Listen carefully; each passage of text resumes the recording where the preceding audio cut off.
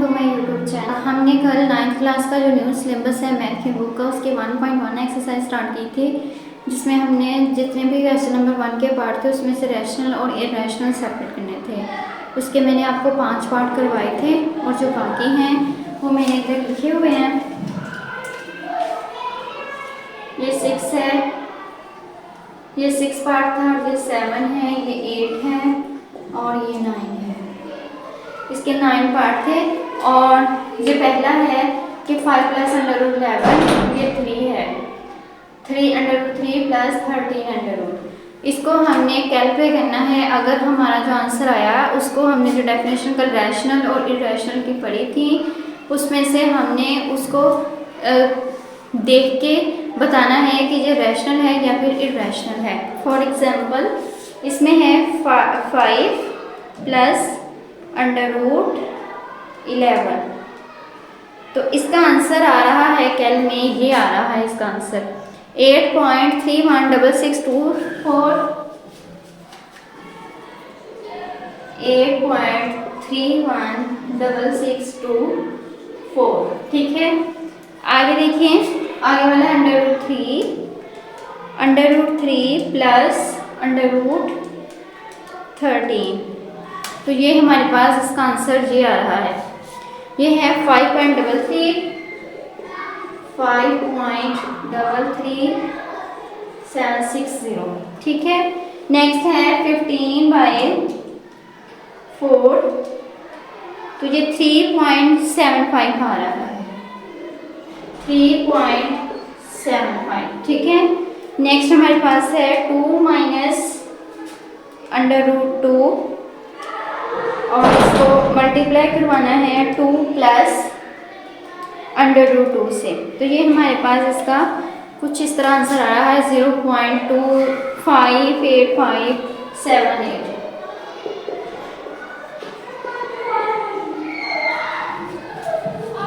अब इसको जो हमारे पास आंसर आए हैं इनको हमने टैली करना है, जो हमने कल डेफिनेशंस इसकी पढ़ी थी। तो इसमें से आप लोग देख लें, ये हमारे पास है एक्सरसाइज 5 है, तो इसमें रैशनल इरेशनल दोनों में प्लस करेंगे तो हमारे पास जो आंसर आ रहा है वो ये है। हमने कल पढ़ा था कि डेसिमल के बाद जो है वो अनकम्प्लीट हो, यानी कि नॉन टर्मिनेटिंग हो, खत्म ना हो रहा हो। और एक ये हमने पढ़ा था कि नॉन रेकरिंग, यानी कि बार बार रिपीट आंसर ना हो। ठीक है, तो जो बार बार रिपीट भी ना हो और खत्म भी ना हो तो वो हमारी टाइप थी इरेशनल की। ठीक है, तो ये हमारे पास है इरेशनल नंबर। ठीक हो गया। नेक्स्ट है 5.33760। ये मैंने डेसिमल के बाद 4 या 5 टर्म्स लिखी हैं, लेकिन इसके आगे भी हैं कैन पे। तो ये हमारे पास आ रहा है, ये भी समथिंग इसी तरह की है, डेसिमल के बाद नॉन टर्मिनेटिंग है एंड नॉन रेकरिंग, यानी कि ना रिपीट हो रहे हैं नंबर, तो ये हमारे पास आएगा इरेशनल नंबर। ठीक है, ये हमारे पास कंप्लीट हो रहा है। डेसिमल के बाद ये टर्मिनेटिंग नंबर है, तो ये मेरा है रैशनल नंबर। ठीक है, आगे है ये वाला, इसलिए भी नॉन टर्मिनेटिंग है एंड नॉन रेकरिंग है, तो ये इरेशनल नंबर आएगा। ये हमारा क्वेश्चन नंबर 1 कंप्लीट हो गया है, जिसके 5 कल मैंने पार्ट करवाए थे और 4 आज करवाए हैं।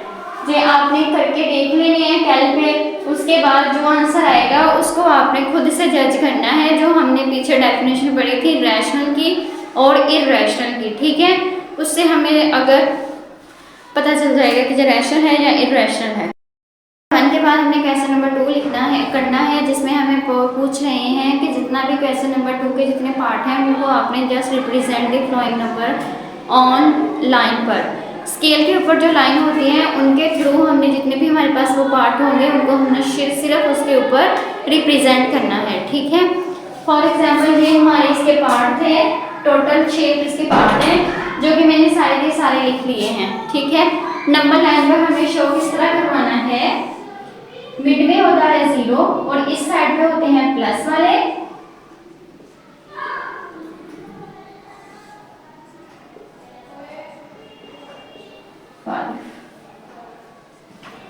और इस साइड पे होते हैं माइनस वाले।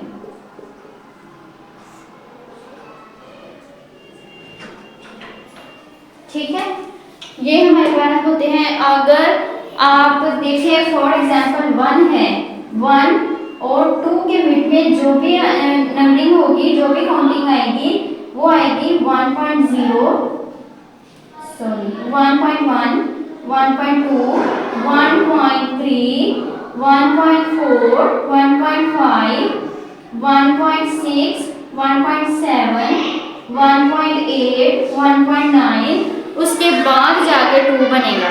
ठीक है, उस 2 के बाद फिर 2.1, 2.3, 2.4, 2.5, फिर 2.9 के बाद 3 बनेगा। ठीक है, मतलब कि जो भी हमारे पास नंबर होता है उसमें जितनी भी हमारे पास नंबरिंग आएगी या काउंटिंग होगी उसमें कितने नंबर होते हैं, 9 नंबर हमारे पास मौजूद होते हैं। ठीक है, तो √2 को हम कैलकुलेट कर लेते हैं कि इसका कितना आता है।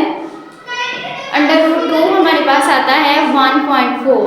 ठीक है, तो 1.4 इधर आएगा 1 2 3 4, इधर हम लिख देंगे ये √2 इधर आएगा। ठीक है, उसके बाद है √3। √3 देख लें, ये 1.7 आ रहा है, तो इधर देख लें ये 4 था और ये 5, 6 है और ये 7 है, तो ये मेरे पास आ जाएगा √3। ठीक है, आगे है 4 1/3। हम इसको मल्टीप्लाई करवाते हैं, आपस में जो आंसर आता है उसमें से ये ऊपर वाला प्लस कर देते हैं, तो 3